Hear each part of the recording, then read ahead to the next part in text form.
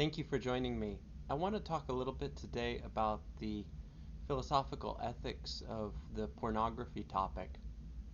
And I'm going to do this by laying out first the liberal position, the standard or mainstream liberal position on the ethics of pornography. And I'm going to follow that up with some feminist objections to pornography. There are also objections from another camp, which one might call classical morality. But in this video I'm going to focus primarily on feminist objections, and elsewhere I'll focus on classical moral objections to pornography. It's also important at the outset that I offer the caveat that the topic of pornography is an applied topic, and as such it's not just a matter of philosophical argumentation. Since it touches up against the messy world of reality, it is a topic that requires, in order for us to make good judgments on it, substantial appeals to empirical evidence, sociological studies, and the like. And I'll talk a little bit about that in a minute. For starters, the standard liberal position is that pornography consumption is justified. And it's justified because we human beings have an inherent right to autonomy on matters of fundamental personal importance. This is the standard position that's used to justify the liberal arguments on the basis of liberal arguments about abortion or about euthanasia or about similar such topics.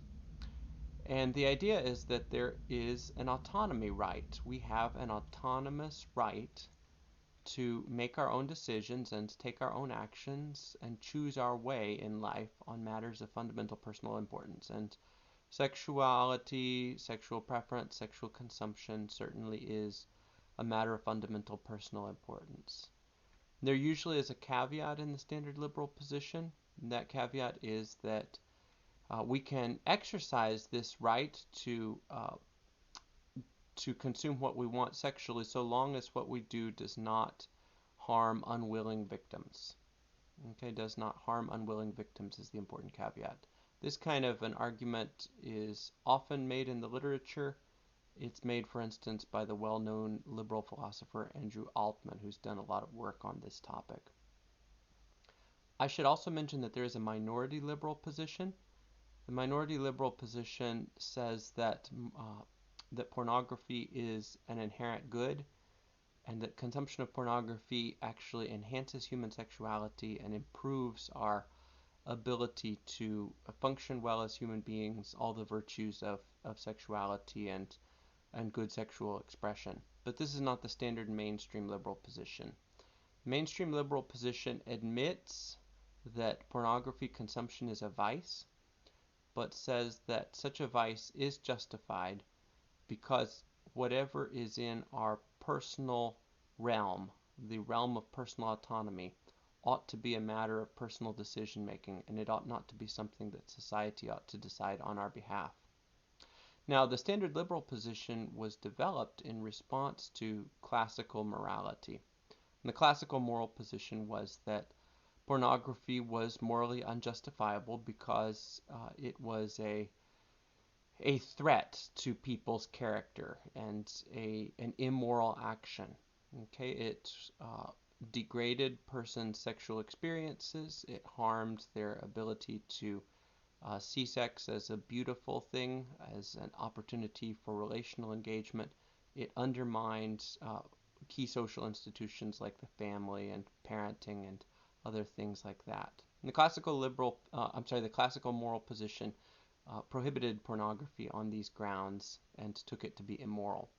The standard liberal position, which is dominant these days, is a rebellion against the classical position, and it takes as its central starting point the notion that autonomy rights, which it says do exist, ought to trump all other considerations, including especially any social harms or ills that are brought about as a result of pornographic consumption. Now, there are two camps from the left and the right that have attacked the standard liberal position over the years. I want to talk right now about the camp from the left, the feminist attacks on pornography justifications from the standard liberal position. So the feminist attacks rely upon philosophical argumentation and also upon sociological evidence. So let's go with the sociological evidence first, and then we'll turn to philosophical argumentation. The reality is that pornographic materials are regularly uh, depictions of women in ways that are degrading, or ways that are unequal, or ways that are violent, or ways that are otherwise uh, showing women to be inferior or harmed. And the standard liberal position says this is nevertheless justified because the pornographic materials are done with the consent of the women involved in them. Okay, although there is pornography obviously for female consumption, about 85 to 90% of pornography is for male consumption and depicts women, much of that depicts women in degrading ways. So that's the statistical evidence on which this argument is made. And the feminist objection to the standard liberal position is that because the pornography that typically tends to be made and tends to respond to people's catered sexual expression desires uh, tends to be violent pornography, or pornography that harms women or treats women unequally. It is damaging to women. It's damaging to non-consenting, unwilling victims.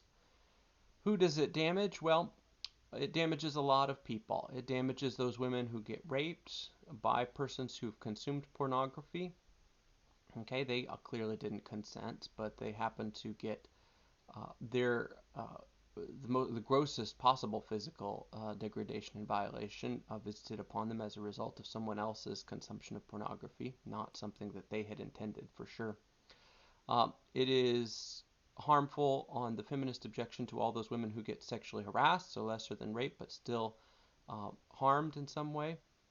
Okay, it is harmful also to all those women who are treated differently or unequally, or in some way are viewed differently, maybe objectified, treated only as body parts, not as brains, or held up to be valuable primarily because of their physical appearance and not because of the content of their character or the capacities of their minds.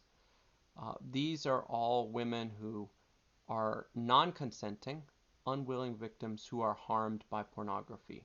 Now, the caveat that I mentioned at the outset for the standard liberal position is that pornography is only justifiable if it is capable of being consumed in a way that does not harm non-consenting, unwilling victims. That is, it's only justifiable on the standard liberal position if it is something that people can do in a manner that is wholly within the realm of the personal and that doesn't end up impacting others in negative ways. And the feminist objection here, based on the sociological evidence, based on the statistical evidence about what is actually portrayed in pornography, and the sociological evidence based on the opinions shared by persons who have committed rape crimes or have sexually harassed others or have in other ways treated women unequally, is that a large percentage of these crimes against women are the result of pornographic consumption. And the feminist position is that pornography is immoral and ought to be prohibited on the basis of its damage to women. Okay, and that's the sociological evidence side of the feminist position. There's also the philosophical, or I should say deontological side of the feminist position, and that is that pornography is something, whether or not the sociological evidence showed it to lead to things like rape or sexual harassment, still it would be non-justifiable primarily because of the kinds of things that it depicts. Okay, and the standard liberal position is that pornography, if consumed in private, does not harm others. It's only among a very small percentage that it does, where it does lead to things like rape and sexual harassment, and as such, the great good on the standard liberal position of autonomy and personal fulfillment, personal choices, and freedom in the area of sexual desire ought to take trumping precedence over other harmful consequences like the damage that gets done to women by virtue of pornographic consumption. The feminist position on this topic has been that pornographic consumption, although may be to some extent justifiable on freedom or autonomy grounds, nevertheless does so much damage to society and especially to women that it ought not to be seen as moral. In fact, it's immoral and ought to be restricted or on some feminist views even prohibited by virtue of the harm that it does.